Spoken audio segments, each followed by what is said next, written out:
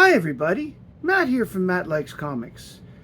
And today I'm doing the second part of the Tarzan series that I've already done the first part with the Gold Key and the Dell books. I am now going to talk to you about their second part when Tarzan was part of the DC universe. There will also be a third part soon where I will be doing the Marvel part of Tarzan, because Tarzan is an interesting, great cultural phenomenon.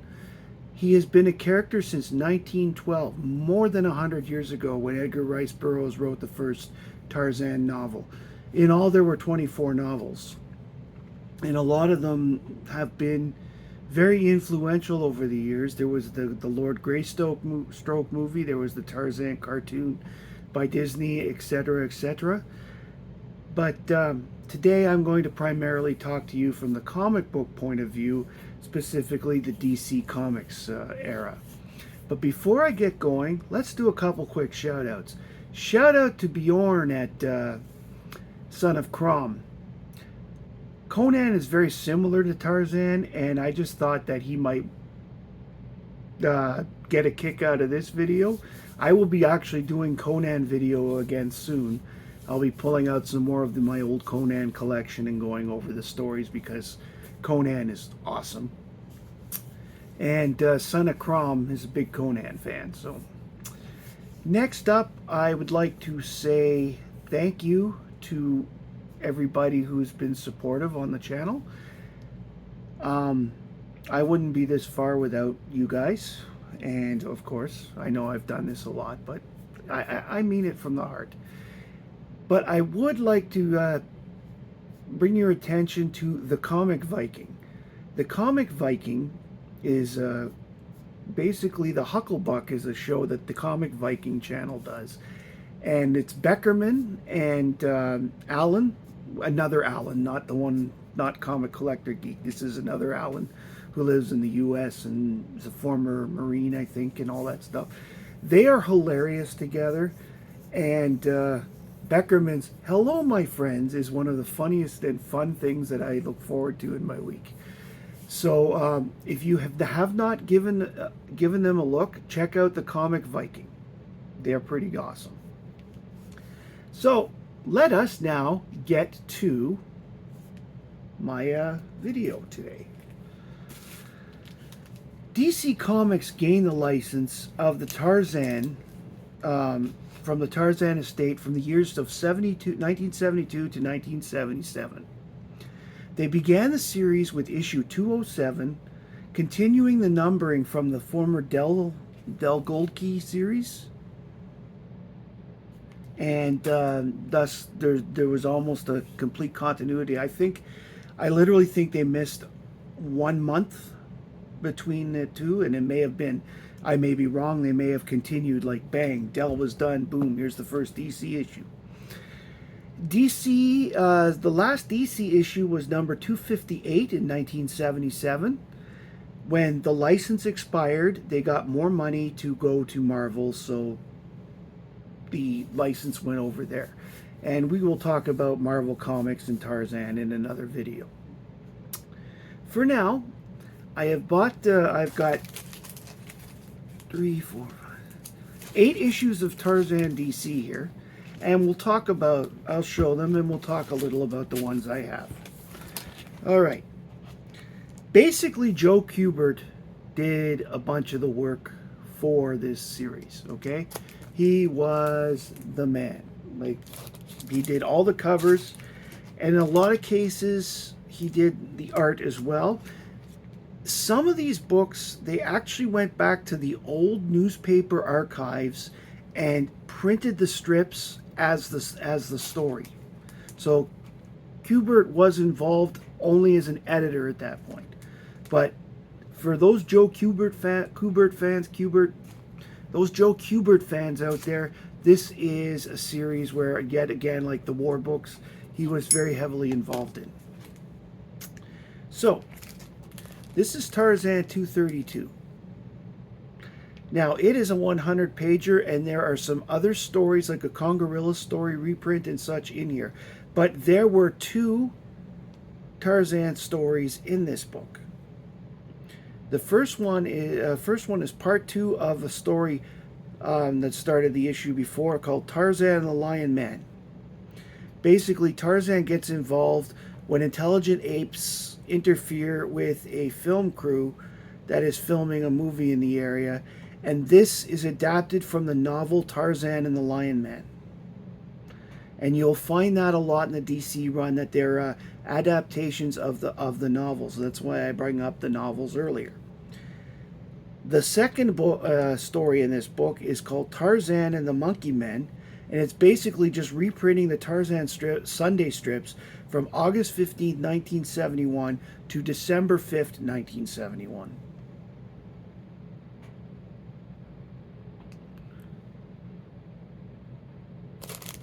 Next up, we have issue Tarzan 237. And I said that he did have some help on the art from a man by the name of Russ Manning. But again, I don't know if that's because he is, if that was a reprint per se by him, or if Joe Kubert and Russ Manning did this together. These are things I tried to find and didn't quite find the information I was looking for. While caught in a sandstorm, Tarzan comes across an immense stone edifice, and in the distance he sees Egyptian warriors with their queen. Out of nowhere, a stone giant pharaoh comes to life, attacking the queen. While Tarzan runs to her aid, he gets knocked out by the statue, and he's placed inside a pyramid.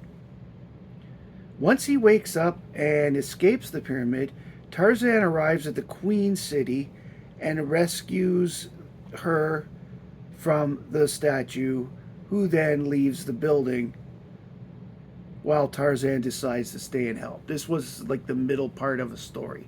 This wasn't a full complete, although maybe it was a full story, but just doesn't feel complete. Anyways, okay, Russ Manning is the art. I've got it here. Russ Manning is the artist because most of the art they lifted from the newspaper reprints. Joe Kubert only did the cover and the splash page.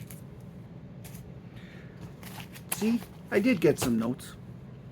Now the next three books I'm going to show are all from one story, and again, it's a novel adaptation. This is Tarzan 241. These are parts 2 to 4 of the story. I'm missing the first part.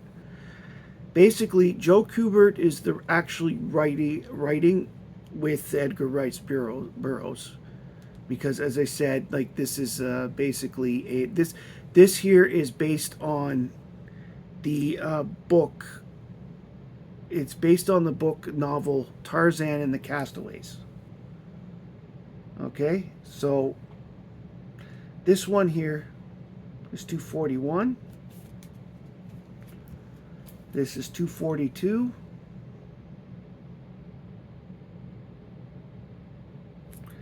And the coolest one by far is this one, because it's got a shark. 243.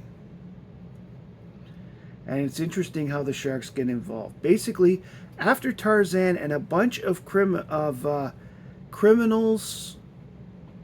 and, on a boat, and the people that they were capturing for kidnapping for ransom, basically we're on a boat that gets gets destroyed, scuttled on a coral reef right next to a mysterious island where remnants of a Mayan people, Mayan people live, who still cling to the old ways. Now, in the book, you discover that they've been there for about 500 years, which would make sense based on the timelines that this takes place in the early 1900s, this story itself. So that would put them, basically, they hadn't, the Mayans had not encountered the Spanish yet, and they just went off in their own little boats and ended up on this island in the middle of the Pacific somehow. Anyway, next up, we have Tarzan 244, called The Bloody Shah. And this, again, Joe Kubert put it together, and He's also the artist that's the cover and the splash page. But this book again uses newspaper strips. I did not find the dates for these strips. But basically, Tarzan goes up against a Shah, which is a royal guy from the Middle East. You've heard of the Shah of Iran, perhaps? Who basically hunts and kills only for sport. So to teach him a fatal, Tarzan decides to teach him a fatal lesson about wasting resources and killing unnecessarily. It's a beautiful book. This actually is one of the best covers I like. Next up is Tarzan 245. Now, I mentioned the novel Tarzan and the Castaways earlier. This book was actually a novel that had the longer story of the Castaways and 2 short stories in there. This book here, Tarzan 245, is adapted from one of the short stories that's inside it, called, basically, it's called The Jungle Murders. And that's what they've called it here. This is part 1 of the story. Basically, Tarzan comes across the wreckage of 2 planes from a battle in the sky, and he's trying to determine what happened. Meanwhile, the 2 people who survived the crashes are in a battle for certain possession of certain goods. So,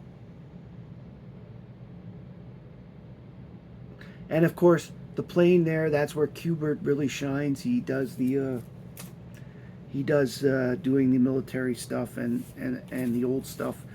Just gorgeous. Just a gorgeous one. Next up, I have the second to last issue of the Tarzan series. Now, at this point, the book was down to reprints because this was a reprint of Tarzan 214, and Joe Kubert gets Kubert. Why do I keep saying Kubert? Joe Kubert gets credit for all 3 parts of this book. After eating spoiled meat that he salvaged, Tarzan hallucinates and believes there are several large creatures attacking him. However, when a giant white ape attacks, he realizes that this one's actually real and has a big fight as a result, and comes out of his frenzied, out of his drug haze to fight. Although it's not really a drug haze, it's a hallucinations brought on by... The key is that Tarzan's not used to eating cooked meat. And that's what they mean by tainted meat. Tarzan thinks it's tainted because he's used to eating raw. And this was cooked because he got it from a village. So for him, it was tainted. And since his body's not used to cooked meat, I guess he reacted badly. So that is the end of the Tarzan books that I have for this series. The reason that all the descriptions were pretty brief was because A, I want you to read them, but B, it's more because the descriptions are like, I could pile on the things, but the fact is these are the plots in a nutshell. And as I said, they were stealing newspaper print strips. They were writing things out of the book. I feel that this series, unlike the other one where there were a lot of original, unlike the Dell Gold Key where there was a lot of original stuff, and they even had a TV show in the 60s that they could take plots from and play around with. These books were, it was almost like we just got to flip them out and make some money here. And so it was quick. And Kubert was the editor for the whole thing. So he oversaw that, and I think that it was a case of how much can we get out without putting in a lot of effort, and the series does reflect that. It's good, don't get me wrong. It's a good, nice read. It's certainly stimulating enough that it's not like just, oh, here we go with a fight again. But it could be better. And so if you're someone who is a fan of Tarzan, has read the novels, you already know what's going to be in pretty much in this Tarzan series. The only difference is the novels will be illustrated. And of course, if you've got collections of the strips, which are available, I did check. If you get collections of the strips, well, you've probably got half the series right off the bat. Anyways, if you enjoyed this content, please like, comment, and subscribe. Hit the notification if you would like to be notified when my videos come up. As I said, I will return again to this topic when I get my hands on a few of the Marvel books. I'm hoping that the Marvel books put in a little more effort than the DC did, because I like to see originality in my comic books. Adaptations are nice, don't get me wrong. Movie adaptations like the Star Wars and the Star Wars ones and the Battlestar Galactica first few couple of issues ones are great. But I like to see more original material so that when I'm watching the TV show, I'm not reading the same thing. And for example, the Buffy series does that really well. Anyway, thanks for joining me today. My name's Matt. I like comics, and I hope you do too. Thanks, everybody.